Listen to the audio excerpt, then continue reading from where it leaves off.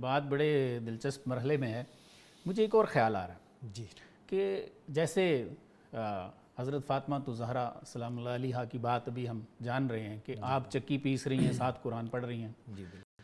اس دور میں یہ تفاسیر وغیرہ تو کسی نے نہیں لکھی تھیں، نہیں ایسے ہی ہے نا. ایسے. آج کل ایک ہم اس چیز پہ بھی زیادہ زور دیتے ہیں جو پڑھے لکھے لوگ ہیں کہ جی آپ ترجمہ پڑھ لو، ٹھیک ہے، آپ تفسیر پڑھ لو، بالکل بہت اچھا ہے، ہم اس کو یہ نہیں کہتے کہ وہ نہیں پڑھنا چاہیے.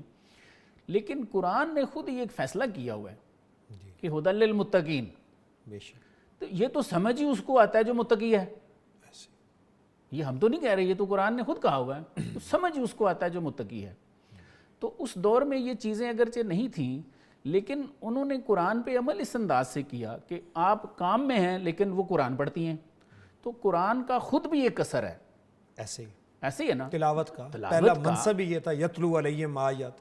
پہلا مقصد ہی یہی ہے. تو جب اس کو بھی ہم زیادہ اس کے ساتھ دل لگائیں گے تو وہ خود بخود جو طہارت باطنی ہے وہ انسان کو نصیب ہونا شروع ہو نصیب ہو جاتی ہے. جائے گی. بالکل آگے بلکہ وہی سٹیپ یہی ہے نا. یہ تو دعا کی تھی آیہ کریمہ نمبر 129 سورہ بقرہ. جی جی حضرت ابراہیم کی آخری دعا تھی تعمیر کعبہ کے وقت. ربنا وابعث فیہم رسولا منہم یتلو علیہم آیاتک ویعلمہم الکتاب والحکمہ ویزکیہم. بالکل ایسے. لیکن اس کو جب قبول کیا تو اللہ نے ایک ترتیب بدلی ہے تزکیہ قلب کے حوالے سے. جی جی جی آیہ کریمہ نمبر 151 سورہ بقرہ. کما ارسلنا فیکم رسولا منکم، واہ، کہ ہم نے تمہارے درمیان رسول اپنا بھیج دیا.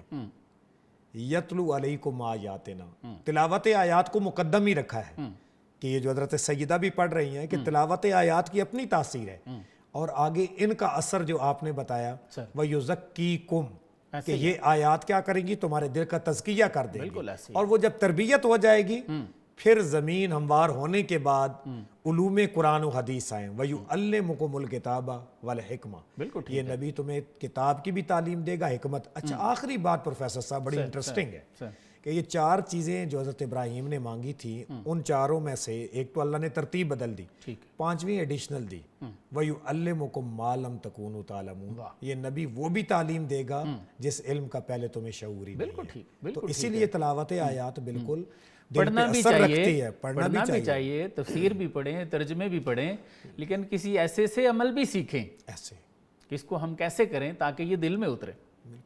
بس یہ جب تک وہی بات ہے کہ تعلیم کے ساتھ تربیت. اور جب ایک جگہ پہ آپ کسی کے ساتھ بیٹھتے ہیں تو اس کا مطلب ہے اس کو اپنا رہنما استاد سمجھ کے آپ بیٹھتے ہیں، مربی سمجھ کے بیٹھتے ہیں. جب وہ کرے گا اثر تو بالیقین. تو لیکن حضرت اقبال نے تو یہی بات، اگر آپ قرآن کے اندر جو آئین ملت محمدیہ قرآن اس بتایا ہے نا، وہ یہی بتا رہے ہیں وہاں پہ کہ آپ کا تمہیں پتہ ہے کہ زیر گردوں سر تمکین تو چیز، زیر گردوں سر تمکین تو کتاب زندہ قرآن حکیم. سبحان اللہ. اے مسلم نوجوان تمہیں پتہ ہے تمہارا اس آسمان کے نیچے عزت اور وقار کا راز کیا ہے؟ مل سکتی ہے. ٹھیک ہے، کتاب زندہ قرآن حکیم، قرآن ہے، حکمت اولا یزال استو قدیم. سبحان اللہ. اس کی حکمت ہمیشہ سے ہے اور وہ منطق کی اصطلاح قدیم ہے، حادث نہیں ہے. ایسے ہی. اور ارج می گیرد ازونا ارجمن بندارا سازد از سجدہ سر بلند.